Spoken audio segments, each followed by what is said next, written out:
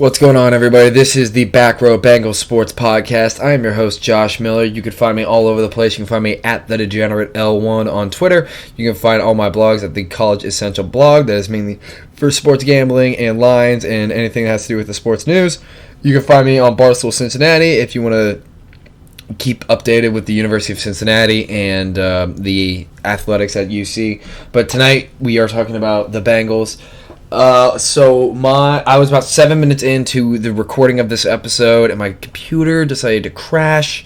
So now I got to completely restart because for some reason I can't add on sound to a sound recording if it's stopped. Once it's stopped, that's it. It's over. So now I need to go back, and I don't have any editing software either because my computer's so old, and it has a lot of viruses, so I can't even download anything really. And I get, like right now, I just got a pop-up from ByteFence and how annoying they are. So I'm going to go ahead and completely restart. So I ran a poll earlier today talking about what did everybody want to hear in this week's episode, and it was voted on 4 times, not to brag, but the overwhelming votes were for me talking about the offensive line. So I'm going to keep doing stuff like that because I want you guys to hear what you want to hear, what you want me to talk about. So I'll keep putting out polls, and I want you guys to answer, and I want you guys to comment and tell me if I'm being stupid or wrong or if you agree with my opinion. Just I want to hear everything that has to do with it. At any rate, so we're going to talk about the offensive line. So last year the offensive line for the Cincinnati Bengals was probably their second worst deficiency, probably behind linebacker. Many will say that to flip them, that offensive line was their worst and linebacker was their second worst. However, the offensive line was not good. Was not good last year. So what did the Bengals do? They go out and they sign Xavier Su'a-Filo, who I think is going to be a ball player. I think he's going to be pretty good. They have Jonah Williams coming back, coming off injury in his rookie year. Didn't even play his rookie year. So basically, we got 2 first-round draft picks. And a lot of people want to hate on the Bengals for not going early in the draft at offensive line and said, got T. Higgins, Logan Wilson, and then later got Akeem Adeniji in the 6th round. But what people don't really understand is that we're basically getting 2 first-round draft picks this year. Jonah Williams was 9th overall last year, and then we got Joe Burrow at number 1 overall. So you just got 2 first-round picks coming back this year. So what would be the point of but drafting an offensive lineman really high when linebacking was really probably our biggest deficiency on the Bengals as a unit, as in total.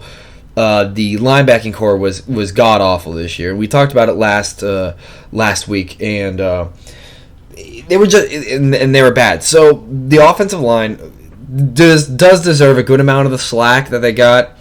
But now it's time to move forward with it, right? You can't dwell on the past. Last season's over. So the Bengals basically, the new offensive line coming out next year is going to be 40% different than it was last year. 40% different. With adding Jonah Williams, who's going to start, and Xavier Su'a-Filo, who's also going to start. I think you're going to put Jonah Williams over on the left tackle, and you're going to put Xavier Su'a-Filo right guard. And I really think that they are going to be better than what people are saying. And the reason I say that is because even though last year they were pretty bad at the start and towards the middle, they were pretty bad, but towards the end of the season, the offensive line really started to kind of gel together. They started to get better, started working more as a unit. So when you have that, the pressure on Andy Dalton last year and Ryan Finley last year was significantly lower than it was at the start of the season. And I think the final percentage of dropbacks that were pressured was 29%. Andy Dalton was pressured 29% of his dropbacks. Now, a lot of it, I know that's just pass protecting. We're not even talking about run blocking on that one, which there were a lot of times where Joe Mixon just had to make a play just by being an athlete to get a first down or get a touchdown or get significant yardage because the offensive line would just blow up. He would have like no time to make a move. But this year it's going to be 40% different. And then on top of that, another year under the same offensive line coach. So now there's going to be better chemistry, better trust, which is huge.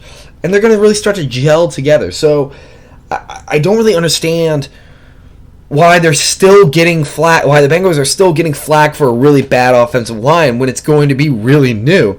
Now, it is going to be incredibly new if they go out and go get Larry Warford. I think that would be I think that's a no-brainer. I think you at least have to put an offer out on the table for him. I mean, he can come here. He's a Pro Bowler. He got released by the Saints. I mean, you got to at least put out, an offer to him. You got to at least say something to him. You can't let him go, especially if you're trying to sell this vision of what the Bengals are going to be, and you want to attract all these great players, and you want to be like a place to come to. You got to put the money out on the table. Cincinnati is a small market team, and right now, I mean, we just went 2-14. It's going to be hard to attract players. So what you got to do is you got to put the money out there. You got to overpay. It's what the Bengals did this offseason with their defense. They overpaid on players. They overpaid on Von Bell. They overpaid on Trey Waynes. However, you're going to get significant and good and solid talent and solid minutes out of those two guys. You're going to get solid and significant plays out of DJ Reader. You're going to get solid plays out of Xavier Su'a-Filo. So why not go get him? Let's complete this rebuild. Let's really complete the rebuild. And then also on top of this, the Bengals drafted Akeem Adeniji, who they saw at the Senior Pro Bowl. He's out of Kansas. They just love him. They said that him compared to every other offensive line at the Pro Bowl, he was just second to none. He just really like stood head and shoulders above everybody. Now I know he's coming from Kansas. That's not exactly a winning program, and I think that's a big thing that just knowing how to win. He was a captain. He did lead the team, and they're saying that he's a great locker room guy, which is what the Bengals need. They need a locker room guy to keep that locker room together. Because when you go 2-14, the locker room starts to break down. I mean, hell, look at the Browns. I mean, they went 6-10 in the middle of the year. They just broke. Which was great to see as a Bengals fan. It really was. So having that locker room guy and having a captain is great. It's huge for Cincinnati. I think he's gonna get some snaps. Now he is gonna fight it out with Bobby Hart and Fred Johnson on the right tackle. So that's competition. That's three guys all fighting for that right tackle spot. And one of them being a fairly new guy in Akeem Adeniji. So he's going to have more energy. He's going to, he's looking for a new regime. I mean, the Bengals are going to be really young next year. A lot of their playmakers are going to be really young. Joe Burrow, T. Higgins, Logan Wilson. They're supposed to be impact players day one. And they're going to be young. And you can throw Akeem Adeniji into that. They think he's going to be an impactful player day one, and I think he's going to get some minutes. He's going to have some snaps. He's going to get shown what to do. So it's going to be interesting to see what happens on the right tackle. I think Trey Hopkins can really play center. I think him and Auden Tate are the two most underrated talents on the Bengals right now. I think Trey Hopkins can really hold his own. He's a great locker room guy. He's great with communication. I listened to Hear That Podcast Ground with Paul Dana Jr. and Jay Morrison from The Athletic, and they had an interview with Ryan Callahan, the offensive coordinator, and I was listening to how they ran how they're running their Zoom meetings. And basically what they're doing is they're having Joe Burrow. They're having the entire offense on a Zoom call. Everybody's mic is muted except for Joe Burrow and Trey Hopkins. Now, Zach Taylor is muted, but he's able to talk to Joe Burrow, so he'll signal in the play. Then Joe Burrow will have to signal it to Trey Hopkins, and then Trey Hopkins has to signal it to the offensive line. And apparently that's going very well. They're gelling together. They're communicating really well. Having the assignment correct is half of the battle, and then it's talent. You have to be in the right place at the right time in order to make the right play. So if the Bengals can just do that next year, if they can just be in the right spot for 80 to 90% of the plays, then they're going to be a significantly better offensive line. Significantly better. So now here's a question. What do you do with Hakeem Adeniji? What do you do? This is not the Marvin Lewis Bengals that we've been accustomed to, that the rookies don't really play that often. This is a new regime. This is new. This is Zach Taylor, who coaches the Bengals very differently, and I'm excited to see how this team is going to be. I mean, his team last year, ups and downs, just in and out. It's going to be hard for them to really kind of get back. Or where am I going with this? Basically, what I'm trying to say is he had a rough first season, but that was expected. And also, what happened this season basically led us to drafting Joe Burrow. So it kind of works out. Now this is his season to show that he's worth the coaching. And now it's going to be interesting to see because he has such young talent. And with Hakeem Adeniji, where do you plug him in at? I think you can move him around. I think he's going to be very versatile. I don't think you just have to have him at right tackle. If he doesn't win the competition between Bobby Hart and Fred Johnson, I think you can move him around. I think you move it over to left guard or right guard, and you can see if he can play inside. So it's going to be interesting to see.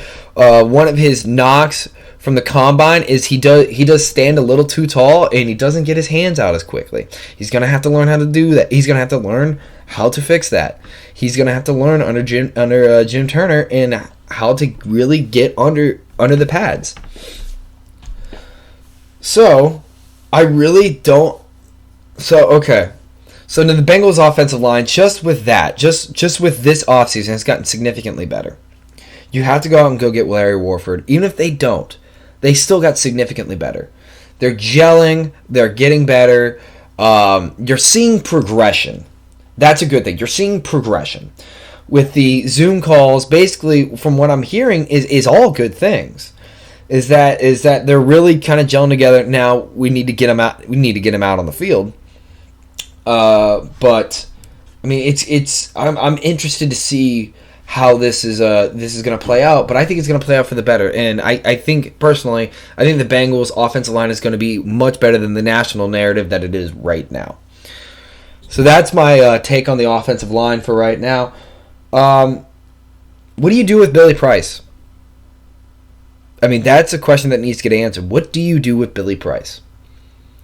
So he came in the league from Ohio State. He had some injury problems his rookie year. He did start, but he had some injury problems. When he came back, he was just not up to par. He couldn't get out on the field. He couldn't play center. He couldn't play guard. He was just standing on the sideline. If we're looking for, I mean, he's a first round draft pick. Your first round draft picks are supposed to be starters by now. This is his third year. He's supposed to be a starter. The Bengals had a chance to trade him to the Cowboys, and I think that was the right decision. They should have done that, but they didn't.